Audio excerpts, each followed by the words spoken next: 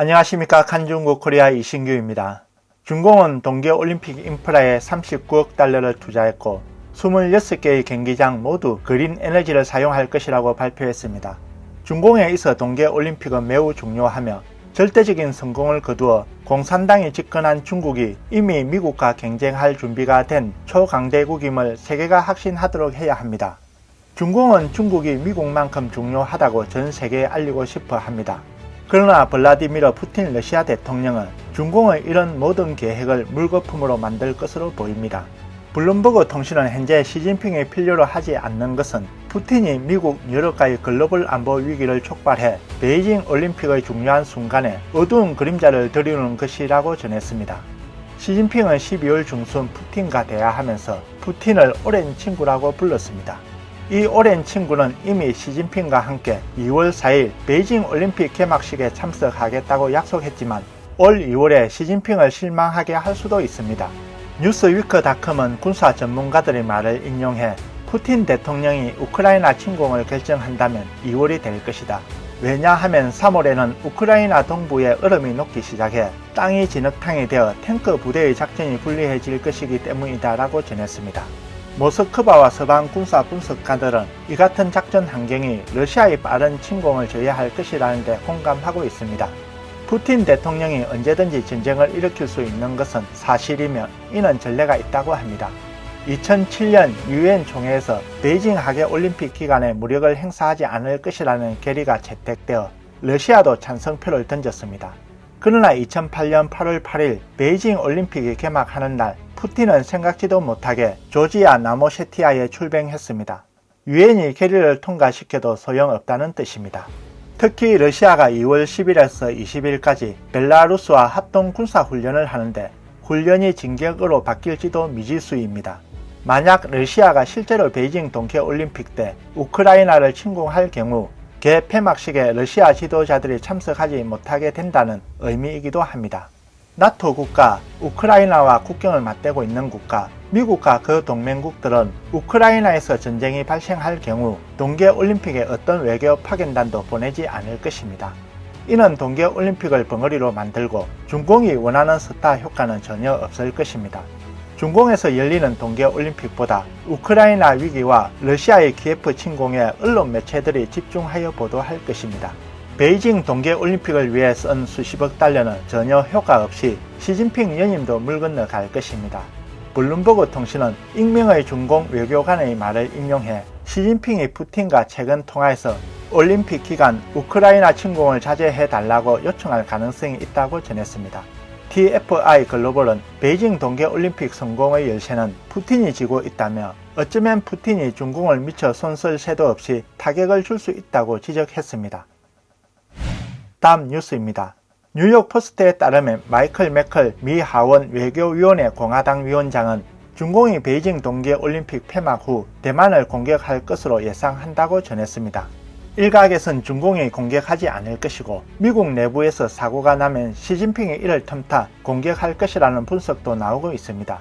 전 해병대 대령인 그랜트 뉴삼 국제공중관계법 변호사는 당분간 대만에 대한 전면 공격은 없을 것이며 2022년이 지나면 전면 공격 가능성이 더 커질 것이라고 외신에 전했습니다.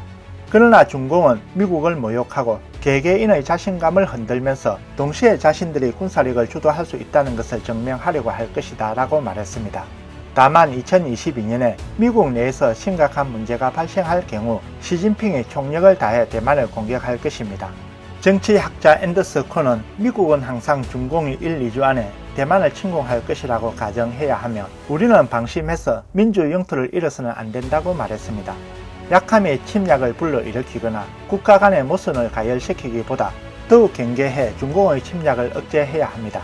스콧 사이먼 오타와대 교수는 매컬과 예측이 다릅니다. 그는 중공이 그런 계획을 하고 있다면 침공 몇 달 전에 푸젠에 군대가 집결했다는 소식을 접했을 것이다. 미국과 대만은 세계의 관심을 끌 것이다. 그리고 2월 날씨는 대만 공격이 불가능한 날씨다 라고 말했습니다. 한 네티즌은 중공의 친위되는 힘없는 민중을 겨냥하고 있으며 대외적으로는 허풍을 떨고 대만 무력 통일을 떠벌리는 것은 어리석은 짓이다.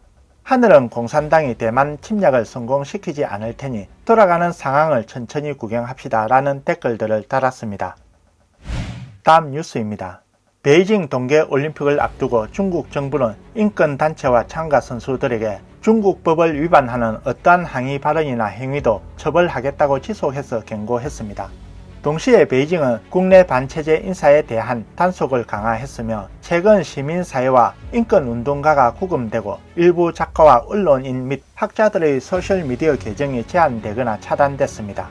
외부 세계는 올림픽의 목적은 평화와 인간 존엄성을 유지하는 것인데 중공은 티베트 신장 국내 인권운동가를 탄압하고 있어 거짓말이 가득한 베이징 정권은 올림픽을 개최할 자격이 없다고 지적했습니다. 중공은 베이징 올림픽을 이용해 스포츠 세탁을 하여 끔찍한 인권 기록을 덮으려는 의도가 역력합니다. AFP는 베이징 동계올림픽을 앞두고 활동가 8명에게 연락해 상황을 파악한 결과 위챗 계정이 12월 초부터 제한되거나 완전히 차단돼 새 계정을 다시 등록해야 한다는 사실을 알게 됐습니다. 베이징에 거주하는 작가 장희헌은 그의 위챗 친구권과 그룹 채팅 기능이 1월 8일부터 제한됐다고 밝혔습니다. 칭하대 사회학과 거위하 교수도 같은 날 자신의 위챗 계정이 차단된 사실을 확인했습니다. 베이징대 법학과 교수 허웨이팡도 그의 위챗 계정이 9일부터 제한됐다고 밝혔습니다. 장희헌은 이제 위챗에서 한 사람에게만 메시지를 보낼 수 있다며 이는 사람을 공공 영역에서 사라지게 하는 것 아니냐라고 질문했습니다. 왕야치우 인권관찰 중국연구원은 중공 정부는 이제 누구도 인터넷에서 선을 넘어 올림픽을 완벽한 행상을 꿰뚫는 일이 없도록 하기를 원한다라고 말했습니다. 공적인 공간에서의 담론가나 작가, 변호사의 언론 제한 외에도 최근 거페숑이라는 닉네임의 양무동 변호사, 세양 변호사 등 인권 변호사와 인권 운동가들을 다수 체포했습니다.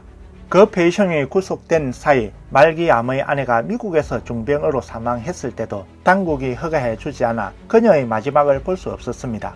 또 다른 실종된 인권 변호사 탕지 티엔의 가족은 AFP의 탕이 지난해 12월 유럽연합이 주최한 세계 인권의 날 행사에 참석하기 위해 베이징으로 가던 중 실종됐다며 가족들은 탕지 티엔이 자신의 고향인 지린의 본가에 당국에 의해 비밀리에 감금됐을 가능성이 있다고 말했습니다. 미국의 소리는 최근 몇 년간 중공 당국의 신장 홍콩 인권 침해에 맞서 일부 서방 국가들이 베이징 동계올림픽 외교적 보이콧을 선언하고 사이버 보안 업체들도 각국 선수들에게 중공의 디지털 감시 위험에 대비하라고 경고했지만 중공 당국은 여전히 이번 올림픽을 중공의 소프트 파워를 가시하는 기회와 창구로 활용하려 하고 있다고 지적했습니다. 오늘 뉴스는 여기까지입니다. 구독과 좋아요는 격려입니다. 공유는 나눔의 시작입니다. 시청해 주셔서 감사합니다.